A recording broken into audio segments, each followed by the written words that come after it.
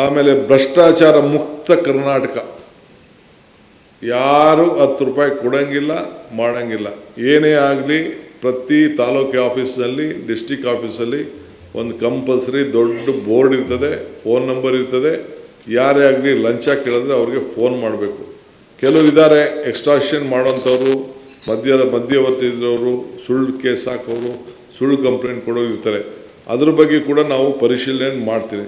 So ಅದಕ್ಕೆ ನಾನು ಅಧಿಕಾರಿಗಳಿಗೆ ಒಂದು ವಿಶೇಷವಾದ ಮಾರ್ಗದರ್ಶನ ಕೊಟ್ಟಿದ್ದೇನೆ. ನಾನೇ ಆಗಲಿ ಯಾವುದಾದ್ರು ಏನಾದ್ರು ನಿಮಗೆ ತಪ್ಪು ಮಾಹಿತಿ ಕೊಟ್ಟರೆ, ಇಲ್ಲ ಯಾವುದಾದ್ರು ತಪ್ಪಾಗಿ ಮಾಡಿ ಅಂತ ಹೇಳಿದ್ರೆ ನೀವು ನನ್ನ ಮಾತು ಕೇಳಿಬಿಡಿ ಅಂತ ಹೇಳಿದ್ದೇನೆ. ನಮ್ಮ ಸಚಿವರು ಕೂಡ ಅವ್ರ ಕೈಲೂ ಯಾವ ತಪ್ಪು ಮಾಡ್ಸೋಕ್ಕೆ ಯಾರು ಬಿಡಬಾರ್ದು ಅಂತ ಹೇಳಿದ್ದೇನೆ. ನಮ್ಮ ಶಾಸಕರು ಕೂಡ ಯಾವುದಾದ್ರು ಒತ್ತಡ ತಂದರೂ ಕೂಡ ನನ್ನ ಗಮನಕ್ಕೆ ತನ್ನಿ ಅಂತ ಹೇಳಿದ್ದೇನೆ. All my SPs and DC should be directly connected to me. ನನ್ನ ಹತ್ರ ಧೈರ್ಯವಾಗಿ ನನ್ನ ಹತ್ರ ತಿಳಿಸಿ, ಯಾವುದೇ ಮಂತ್ರಿಗಳು ನಿಮ್ಮ ಮೇಲೆ ಯಾವುದಾದ್ರು ಒತ್ತಡ, ಕಾನೂನು ವಿರುದ್ಧವಾಗಿ ಯಾವುದಾದ್ರು ಒತ್ತಡವನ್ನು ಹಿಡಿದು ಕೂಡ ನೀವು ಅದಕ್ಕೆ ಮಾಡಬಾರ್ದು ಅನ್ನೋದನ್ನು ನಾನು ಅವ್ರಿಗೆ ಹೇಳಿದ್ದೇನೆ.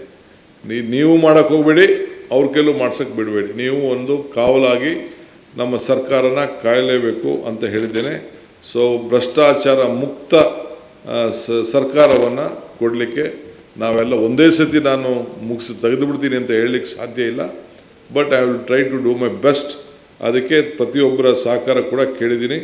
ಯಾರು ಕೇಳಿದ್ರು ಕೂಡ ಆ ಫೋನ್ ನಂಬರ್ ಏನು ನಾವು ಡಿಸ್ಪ್ಲೇ ಮಾಡಿರ್ತೀವಿ ಆ ಡಿಸ್ಪ್ಲೇಗೆ ಫೋನ್ ಮಾಡಬೇಕು. ಆ ಫೋನು ಬೆಂಗಳೂರಿಗೂ ಬರ್ತದೆ, ಆ DC ಆಫೀಸ್ಗೂ ಇರ್ತದೆ. ಆ ರೀತಿ ಮಾಡಿಕೊಳ್ತಿದೆ.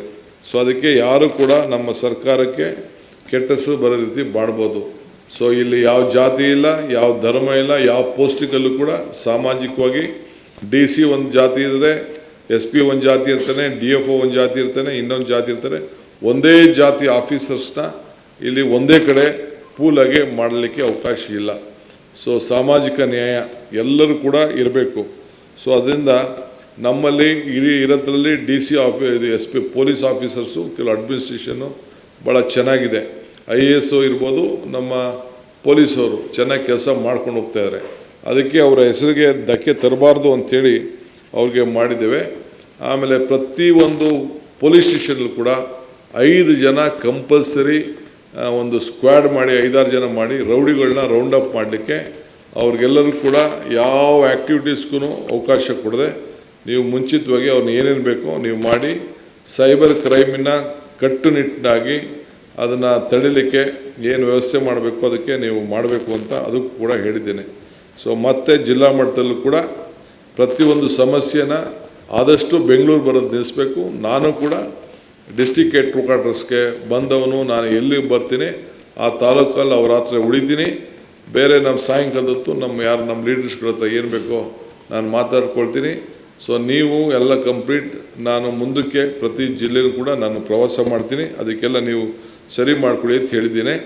ಪ್ರತಿ ತಾಲೂಕಲ್ಲೂ ಕೂಡ ಜನಸಂಪರ್ಕ ಸಭೆ ಕಂಪಲ್ಸರಿ ನಮ್ಮ ಡಿಸ್ಟ್ರಿಕ್ಟ್ ಮಿನಿಸ್ಟರ್ಸು ಹೋಗಬೇಕು.